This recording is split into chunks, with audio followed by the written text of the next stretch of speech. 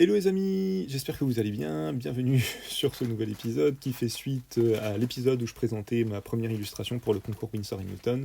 Donc il s'agit ici de la deuxième illustration, il y en a 3 en tout que je propose pour le concours. Petit rappel du coup, concours Winsor & Newton auquel vous pouvez encore participer, c'est jusqu'au 10 juillet.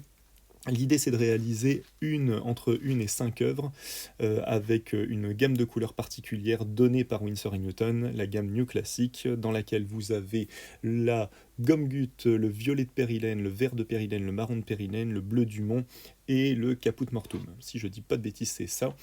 Un format minimum de 25 par 35 et un format maximum de 56-76. Tout ça, dans tous les cas, vous le retrouvez dans la description de la vidéo YouTube. Je vous mets le lien vers le concours, comme ça vous pourrez étudier ça plus posément. Je sais pas si ça se dit, on s'en fiche. Bref. Du coup, le premier, j'étais parti sur un 25,1 par 36,4. Oui, je sais, c'est précis, mais du coup, comme j'utilise des scotch et que je fais pas gaffe à mon format avant d'utiliser mes scotch, je me suis rendu compte que j'étais tout pile au niveau du format minimum. Enfin voilà, 2 mm en moins et c'est mort. Donc voilà. Du coup, je reviens à ce que je disais, j'ai repris du coup le même format que ma première illustration, fait beaucoup de du coup, et au lieu de travailler de manière verticale, j'ai travaillé en mode paysage à l'horizontale pour pouvoir faire quelque chose d'un peu différent. J'ai switché complètement aussi la gamme de couleurs, j'ai utilisé les 3 autres, sauf le gomme goutte que j'ai gardé parce que je trouvais qu'il y avait une bonne harmonie. J'en suis pas encore à la vidéo au moment où je monte les couleurs, mais je vais vous le dire dans tous les cas. Donc j'ai utilisé la gomme goutte, j'ai utilisé le marron de périlène et j'ai utilisé le violet de périlène. Gomme goutte pour avoir un début de couleur très saturé, très lumineux, mais qui marque pas trop le papier, comme vous pourrez le constater. Marron de périlène pour avoir resté dans les teintes chaudes et avoir cette espèce de marron un peu rouge. C'est un marron très particulier, mais vraiment très intéressant au niveau pareil de la saturation des couleurs. Je trouvais qu'il se mariait bien avec la gomme goutte au niveau saturation des couleurs et au niveau chaleur que ça dégage, quoi. Et en dernier, violet de périlène, vraiment pour partir un petit peu plus justement dans les violets, dans les bleus, et pour pouvoir marquer un petit peu plus le papier et créer du contraste, hein, tout simplement. J'avais un peu peur qu'on reste dans une gamme un peu trop réduite et qu'on discerne pas grand-chose sur l'illustration, parce que si vous suivez un petit peu la façon dont je travaille, vous voyez que j'y vais un petit peu comme un barbare des fois. J'aime bien être précis et en même temps j'aime vraiment travailler un peu à l'instinct, un peu comme ça vient. Mais au final, je trouve que le résultat est pas si mal que ça. Je suis étonné de moi-même parce que généralement je suis jamais vraiment satisfait de ce que je fais, et là pour le coup sur les 3 illustrations que j'ai fait, j'ai vraiment pris, sans déconner, j'ai vraiment pris mon pied en les faisant. Ça m'était pas, entre guillemets, ça m'était pas arrivé à ce point là depuis un moment. Bref, j'étais vraiment focus dessus, c'était super intéressant. Et au final, le résultat, généralement, quand je suis, je sais pas si vous ça le fait, si vous dessinez, si vous peignez aussi, on a toujours ce moment, généralement, quand on pratique un petit peu, quand on est dans la peinture, on a toujours ce moment un petit peu d'euphorie où on est un petit peu en fusion avec la peinture et du coup, on est à fond dedans et on sait pas trop si on est bien, si on n'est pas bien, mais par contre, on est vraiment focus, on est concentré sur ce qu'on est en train de faire et du coup, il y a une espèce de danse un petit peu. Moi, je ressens vraiment les choses comme ça, une espèce d'harmonie qui se crée et qui tend vers quelque chose de bien dans tous les cas, mais on ne sait pas trop définir le sentiment qu'on a à ce moment-là. Moi, ça me fait souvent ça, et généralement, à la fin, je redescends, et quand je redescends, voilà, je me rends compte de ce que j'ai fait, hein, parce que c'est comme si j'étais dans une espèce de transe, hein, quelque part. C'est un peu ça, c'est un peu bizarre, mais bon, c'est un peu, voilà, je vous fais part un petit peu de mon ressenti, un petit peu émotionnel, hein, purement primitif. Mais du coup, voilà, et quand on redescend de ça, un peu, généralement, quand je regarde l'illustration, j'en suis content, mais j'ai beaucoup plus pris, 1, 2, 3, beaucoup plus pris mon pied, je vais y arriver à bien prononcer, dans le process, dans toute la réalisation plutôt que sur le résultat final.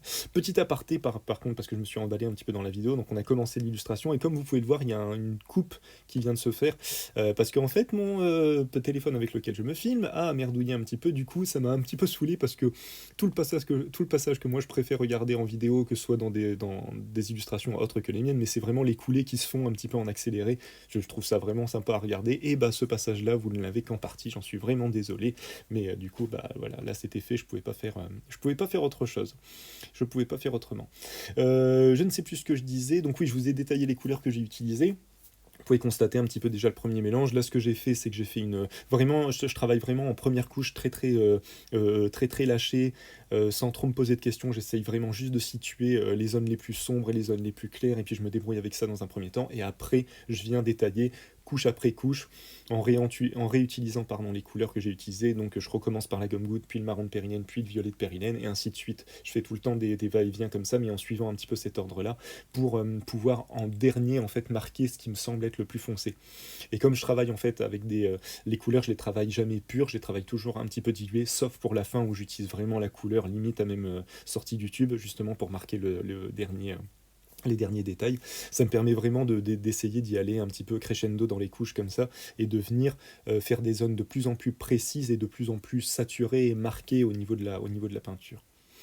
Voilà, pour ceci j'utilise mon fameux pinceau dont je suis très très amoureux, Borchani et Bonazzi, euh, euh, Unico 856, si je dis pas de bêtises. De toute façon, tout ça c'est dans la description aussi, n'hésitez pas à aller y jeter un œil.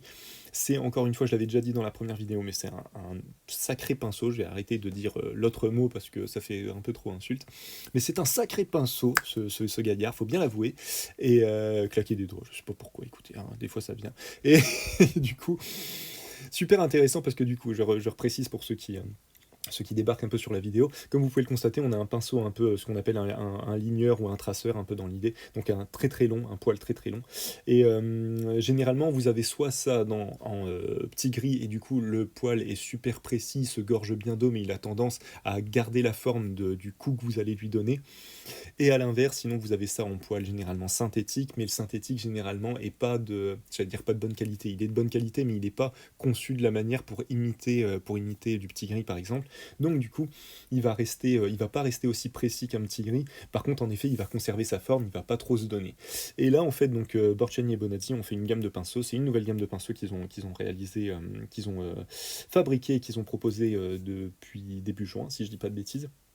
Et du coup, là, l'idée, c'est qu'ils reprennent un petit peu, ils font une imitation de petits gris en poil synthétique, mais alors ils ont vraiment travaillé une fibre de manière particulière, ce qui fait que le poil ne bouge quasiment pas, sauf quand le pinceau est vraiment quasiment sec. Et du coup, ça devient encore plus intéressant parce que quand il est sec, on peut vraiment lui donner un peu la forme qu'on veut et venir faire par contre, pardon, des effets un petit peu de traces un peu asséchées, du coup, beaucoup dans le mouvement, le jeu avec le grain du papier. Bref, je voulais, c'était un petit peu un défi aussi, je voulais vraiment tout réaliser avec ce pinceau-là. Dans un premier temps, pour vraiment apprendre à le maîtriser, je me suis dit, bah voilà, il y a à un moment donné, faut pas chercher, il faut le pratiquer pour essayer de le comprendre, ce pinceau, parce qu'au début, j'ai eu énormément de mal.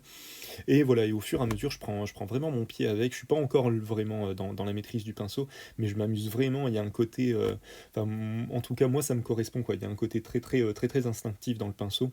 Et on peut vraiment le travailler de plein de manières différentes. On peut faire un trait aussi large que la taille du poil qu'on a sur le pinceau, et on a une pointe ultra précise. Donc franchement c'est super intéressant.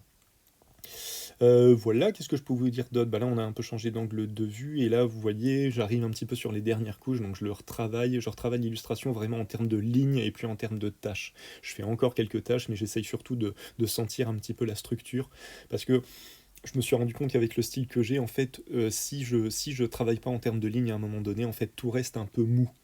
J'ai tendance à avoir un trait un petit peu. Je fais des traits vifs, mais j'ai tendance quand même à faire beaucoup de traits très légers, où je m'attarde un petit peu sur le pinceau. Donc ça fait pas un trait vif, ça fait pas un trait net, ça fait vraiment un trait qui comme une vague un petit peu. Je me rends compte que j'ai une façon de faire des traits un peu comme ça.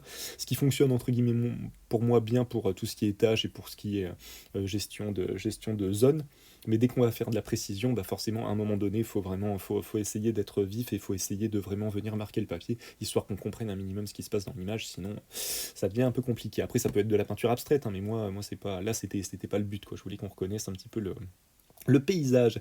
Et en parlant du paysage, il faut que je me rappelle d'où ça vient, je me rends compte que j'ai un trou, mais du coup, c'était pendant des vacances du côté. Attendez, je vais essayer de m'en rappeler.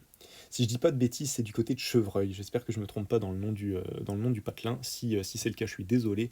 Mais en fait, c'est dans le sud de Paris, tout du côté de l'Essonne, tout ça, si je dis pas de bêtises, encore une fois. Bref, vous avez plein de ce qu'ils appellent anciennement des lavoirs, si je dis pas aussi de bêtises. Ça fait beaucoup de si je dis pas de bêtises, mais j'ai très peur de dire des conneries.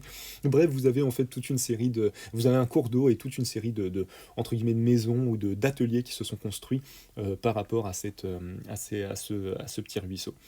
Et Et bref, je trouvais ça fort joli. Donc voilà, j'ai pris des photos, hein, concrètement, j'ai pris des petites photos, tout ça. Et puis du coup, je me suis dit que si, voilà, ça faisait partie des paysages que je voulais essayer de mettre un petit peu en image pour ce concours. Donc vous savez, c'est vrai que j'avais pas fait gaffe, mais vous avez la photo à gauche, hein, si vous voulez voir un petit peu l'original.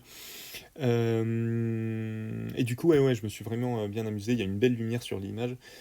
J'ai essayé vraiment de retranscrire un petit peu ça, vraiment le côté un petit peu chaud de l'image, et surtout travailler un petit peu la lumière, ce qui moi est un petit peu problématique de temps en temps dans mes illustrations. Ça commence à aller un petit peu mieux, c'était un peu mes bêtes noires, hein, la lumière et la structure.